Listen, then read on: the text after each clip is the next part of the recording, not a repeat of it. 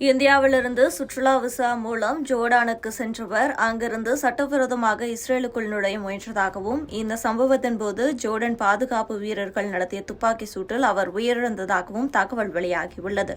உயிரிழந்தவரின் உடலை பாதுகாப்பாக கொண்டு வருவது தொடர்பாக ஜோர்டன் அரசுடன் நெருக்கமாக பணியாற்றி வருவதாக இந்திய வெளியுறவுத்துறை அமைச்சகம் தெரிவித்துள்ளது.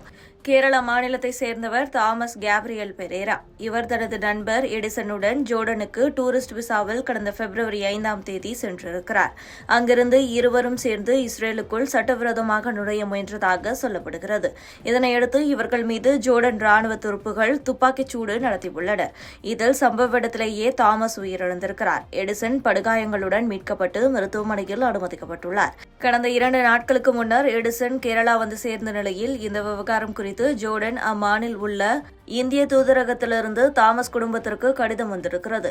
இதில் நடந்த விஷயம் விவரமாக சொல்லப்பட்டிருக்கிறது. கர்காக் மாவட்டத்தில் ஜோர்டானின் எல்லையை சட்டவிரோதமாக கடக்க முயன்றதாகவும் பாதுகாப்பு படையினர் எவ்வளவோ தடுக்க முயன்றும் கேட்காமல் இருந்ததால் துப்பாக்கிச் சூடு நடத்தப்பட்டதாகவும் தெரிவிக்கப்பட்டிருக்கிறது. துப்பாக்கிச் சூட்டில் குண்டு தாமஸின் தலையில் பாய்ந்ததால் அவர் சம்பவ இடத்திலேயே உயிரிழந்தார் என்று சொல்லப்படுகிறது. அவரது உடல் அடையாளம் காணப்பட்ட பின்னர் இந்தியாவுக்கு கொண்டுவரப்படும் என தூதரக அதிகாரிகள் தெரிவித்துள்ளனர். ஜோர்டனில் இந்தியர் ஒருவர் சுட்டுக் கொல்லப்பட்டிருக்கும் சம்பவம் பெரும் அதிர்ச்சியை ஏற்படுத்தியுள்ளது. இஸ்ரேலுக்கும் பாலஸ்தீனத்திற்கும் இடையே கடுமையான மோதல் போக்கு நீடித்து வருகிறது. இந்தியாவிலிருந்து இஸ்ரேல் சென்றிருப்பவர்கள் உடனடியாக நாடு திரும்ப வேண்டும் என்று இந்திய வெளியுறவுத்துறை அமைச்சகம் சில மாதங்களுக்கு முன்னர் அறிவித்திருந்தது. இப்போது போர் நிறுத்தம் செய்யப்பட்டிருப்பதால் பெரிய அளவில் பாதிப்பு இல்லை.